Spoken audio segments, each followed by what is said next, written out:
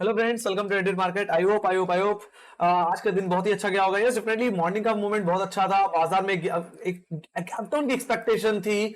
जो गैप हमने एग्जैक्टली छोड़ा था 14 अक्टूबर का, वो गैप फिल होना बाकी था। वो गैप फिल होने के सेंस में 1740 तक के लेवल्स देखने को मिलने थे, बट ऐसा कुछ भी नहीं हुआ। निफ्टी में एक डिप आई और कहीं ना कहीं अपने एग्जैक्टली 100 डे एक्सटेंशन एवरेज से घूम गया और अपने 20 डे मा, जो कि बहुत समय से होल्ड नहीं हो पा रहा था, 20 डे मा और 50 डे एक्सटेंशन वो होल्ड नहीं हो पा रहे थे। आज के दिन वो लेवल होल्ड भी हुए और हमने 70,300 के ऊपर क्लोजिंग भी दी है, जो कि एक पॉजिटिव इंडिकेशन देता हुआ दिख रहा है बाजार में। कहीं और तेजी यहां से देखने को मुझे मिल सकती है। जिस तरह से यूएस मार्केट में तेजी देखने को मिली है, गैप ओपनिंग देखने को मिली है, जिस तरह से डॉलर इंडेक्स में एक बड़ी गिरावट आई है, और कहीं उसी चीज को देखते हुए एसएक्स निफ्टी समय 17,450 के लेवल्स पे ट्रेड करता हुआ दिख रहा है।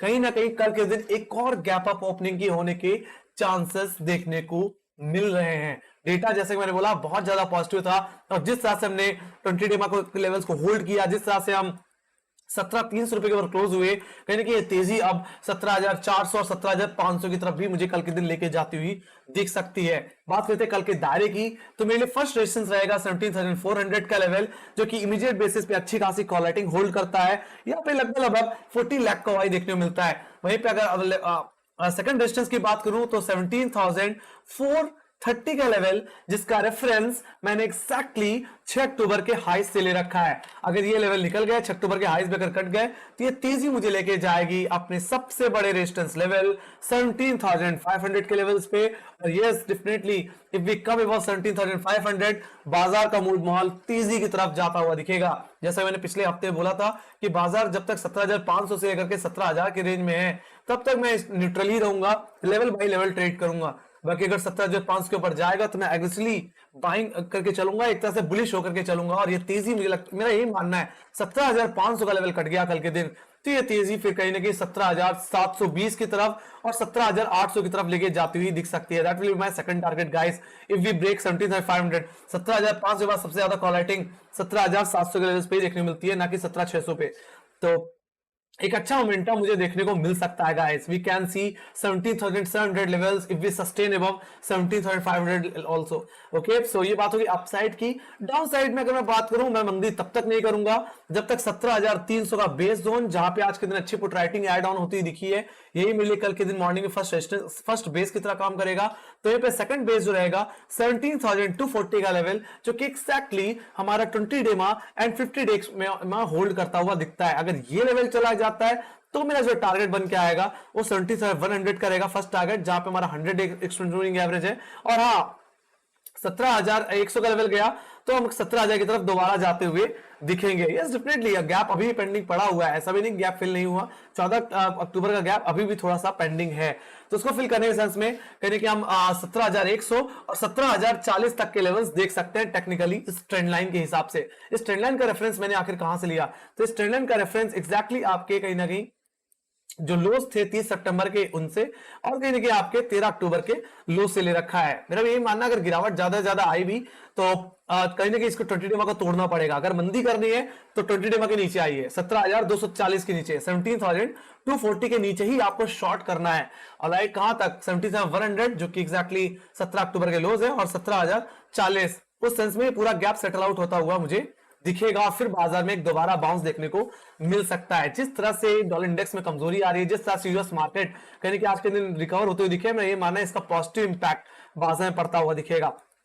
कल कितने गैप अप लग सकता है, तो अगर बाजार अगर 17,420 के ऊपर होल्ड करते हुए दिखे, तो मैं तो ये कहूंगा एक बार 17,500 के प्ले करना चाहिए। बाकी एक बार जो प्रॉफिट बुकिंग आ सकती है 17,500 के लेवल्स पे आ सकती है।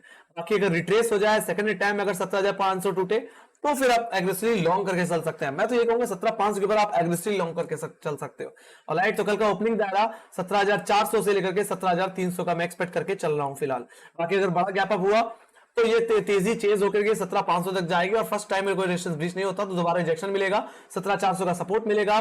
पुट राइटर कहने के 17,300 वाला शिफ्ट होगा 17,400 पे, और फिर वहां से दोबारा अपसाइड आपको देखने को मिलेगी। और सेकंड अटेम्प्ट में 17,500 के लेवल के टूटने के चांसेस भी रहेंगे। राइट, तो फिर ये तेजी मुझे 17,720 भी ले जा सकती है। Let's go to bank Nifty. Bank Nifty की बात करें तो बैंक निफ्टी में भी बहुत ही अच्छा मोमेंटम रहा। कहीं ना कहीं बैंक निफ्टी में जो डिप लगी उसके बाद बैंक निफ्टी ने बहुत एक अच्छा खासा शार्प अपसाइड लगाया और एक्जैक्टली जहां से बाउंस लिया वो एक्जैक्टली बैंक निफ्टी का 20 डे एक्सपोनेंशियल मूविंग एवरेज था जो कि 39,146 के लेवल पे प्लेस था। वहीं हमने शार्प रिकवरी देखी, 39,500 का लेवल टूटा और हमने हाई लगाया 39,800 का और फिर पूरे सेकंड हाफ में बाजार थोड़ा सा रेंज बाउंड ही रहा। आखिरी वक्त में कहने के हमने 40,000 के लेवल्स तक भी हमने रैली दिखाई। हालांकि 40,000 का लेवल एक इमीडिएट रेजिस्टेंस था तो फर्स्ट टाइम में रेजिस्टेंस नहीं टूटता है। ऑलराइट, अब जिस तरीके से कल के दिन एक गैप अप एक्सपेक्टेड है तो कल के दिन ये 40,000 का लेवल टूट सकता है। तो उस बेसिस में 40,000 का लेवल मेरे लिए फर्स्ट बेस की तरह काम करेगा। वहीं पे सेकंड बेस जो रहेगा 39,875 जो कि कहने की फर्स्ट हाफ के एवरेज हाइस थे तो वे मेरे लिए सेकंड बेस की तरह काम करेंगे। मैं तो ये कहूंगा जब तक हम 40,000 या 39,800 रुपए के नीचे ना फिसल जाए तब तक मंदी मत करना। ऑलराइट, और अगर गिरावट आनी है तो फिर फर्स्ट टारगेट जो रहेगा तो एग्जैक्टली सेकंड हाफ कर लो 39,600, that will be my target. Second target जो रहेगा वो एग्जैक्टली मेरा यस डेफिनेटली आज 17 अक्टूबर का इंट्राडे लो, ठीक है, कल का आज का जो लो बनाया था हमने मॉर्निंग का 39,200 वो रहेगा जो कि एग्जैक्टली हमारा क्या है 20 डे एक्सपोनेंशियल मूविंग एवरेज जहां पे हमारा 10 डे में भी अब आने लग गया है। तो वही लेवल मेरे लिए सपोर्ट की तरह काम करेगा। मेरा ये मानना है अगर 39,100 के लेवल आते हैं तो दोबारा एक बाउंस बैक देखने को मिल सकता है, लेवल से दोबारा रिकवरी देखने को मिल सकती है। अदरवाइज मैं तो ये कहूंगा ये जो ट्रेंड लाइन जो देख पा रहे हो जिसका रेफरेंस मैंने एग्जैक्टली ले रखा है आपके कहीं ना कहीं 30 सितंबर से और एग्जैक्टली 13 अक्टूबर से ये ट्रेंड लाइन अगर टूट जाए तो कहीं ना कहीं थोड़ी कमजोरी मुझे देखने को मिलेगी। हालांकि इस ट्रेंड लाइन को अगर मैं थोड़ा सा एक्सटेंड कर दूं तो इसका क्रॉसओवर कहीं ना कहीं 39,150 के लेवल्स पे आता है जहां पे हमारा 20 डे में है। तो अगर हमारा ये लेवल अगर टूट जाता है तब कमजोरी बढ़ जाएगी। फिर उस सेंस में 39,150 के बाद 20 डे के टूटने के बाद ये गिरावट मुझे 38,500 पे ले जा सकती है, 38,600 जहां पे हमारा ये गैप पेंडिंग है एग्जैक्टली 14 अक्टूबर का, और 38,600 अगर टूटा तो लोअर लेवल्स पे ये गैप है। मतलब कहने मतलब इतना ही है कि अगर बैंक निफ्टी का 20 डे में अगर टूट जाता है तो 1,000 पॉइंट की गिरावट बैंक निफ्टी में देखने को मिल सकती है। जब तक हम 20 डे के ऊपर है मुझे लगता है बाय और डिप की अपॉर्चुनिटी ढूंढते रहना चाहिए, प्ले करते रहना चाहिए।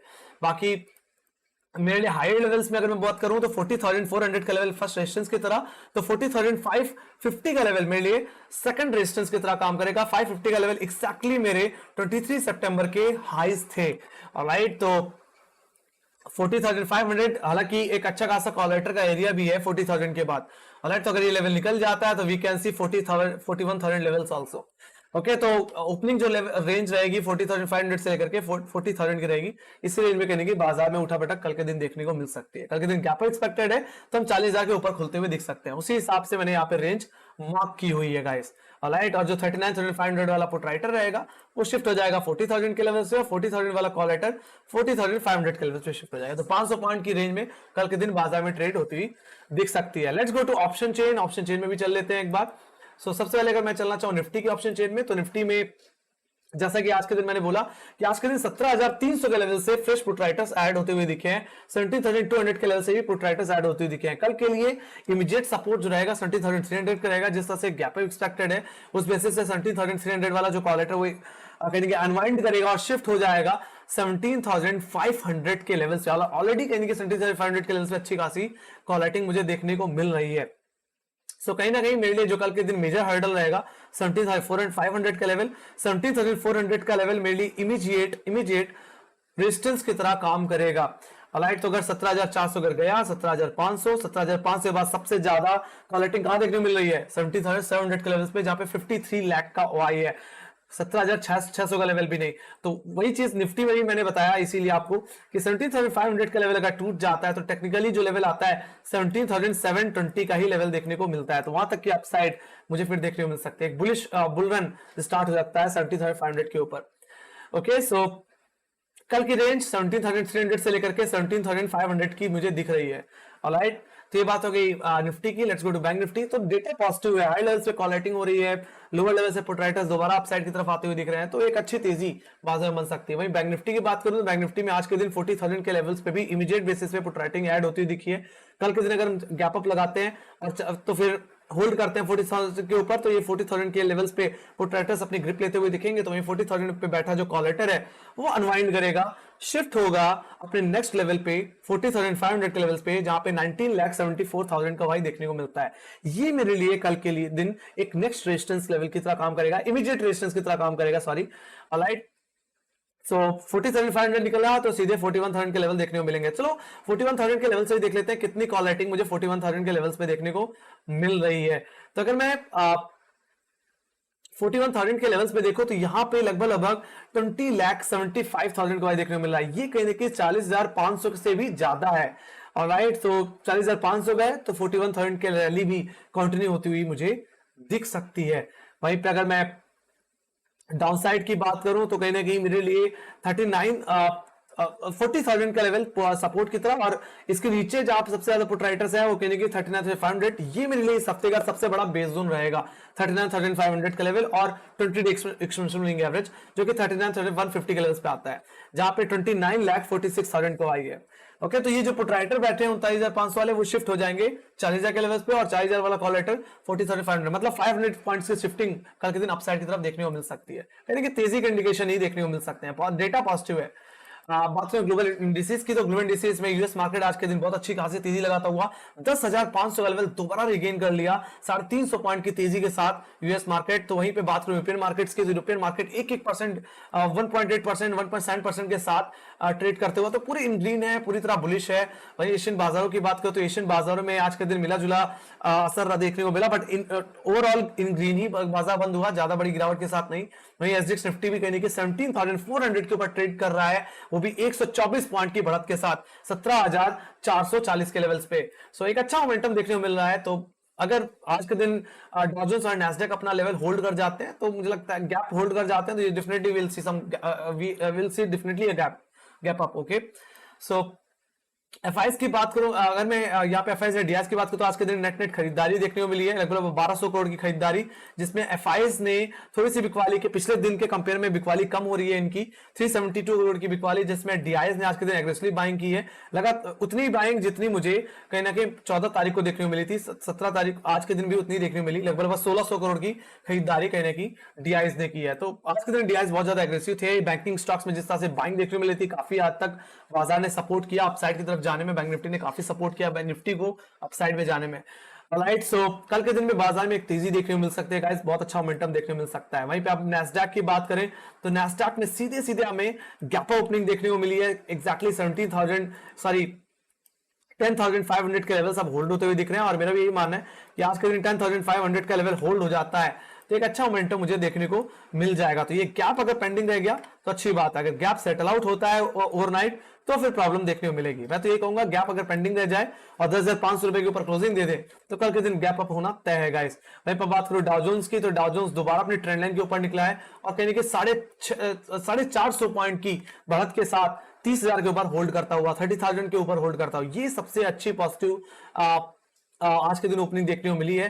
बाकी अगर अपनी प्रीवियस हाई निकाल जाए 14 अक्टूबर के हाई निकाल दे 30,450 के level, so we can see some more upside toward 31,000 levels also. Okay, but आज के दिन एक गैप भी होल्ड कर जाता है तो कल के दिन एक गैप अप होना तय है गाइस। बाकी ये तेजी क्यों आ रही है? ये तेजी आ रही है गाइस डॉलर इंडेक्स में लगातार गिरावट होने की वजह से। मॉर्निंग से ही हम देखेंगे डॉलर इंडेक्स में एक बड़ी गिरावट देख रहे हैं। हालांकि डॉलर इंडेक्स ने $113 का हाई लगाया, उसके बाद में करेक्शन ही देखने को मिल रहा है। अब डॉलर इंडेक्स कहने के 111.75 डॉलर के आसपास ट्रेड करता हुआ दिख रहा है। तो कहीं ना कहीं एक अच्छा दबाव बना हुआ है और इसी का दबाव कहने की बाजार को तेजी की तरफ अपसाइड में लेके जाता हुआ दिख रहा है। और क्रूड ऑयल में जिस तरह से कमजोरी है ये भी कहने की बाजार के लिए एक पॉजिटिव सेंटिमेंट बना हुआ है, पॉजिटिव पॉइंट बना हुआ है गाइस। तो एक अच्छा मोमेंटम मुझे देखने को मिल सकता है guys.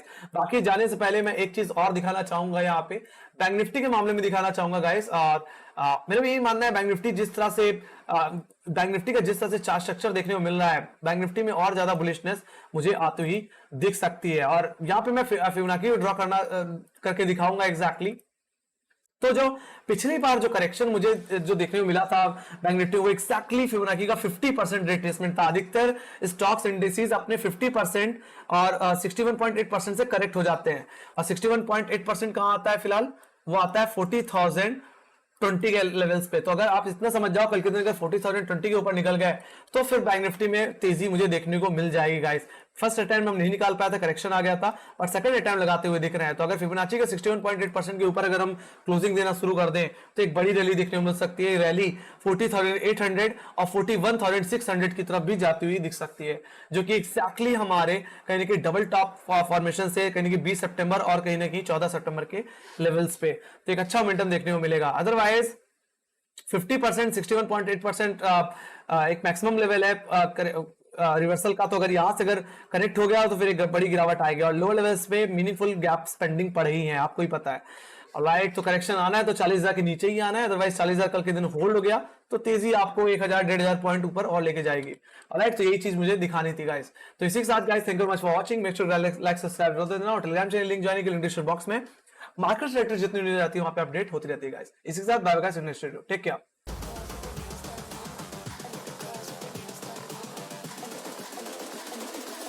I think the girls with their nails done now.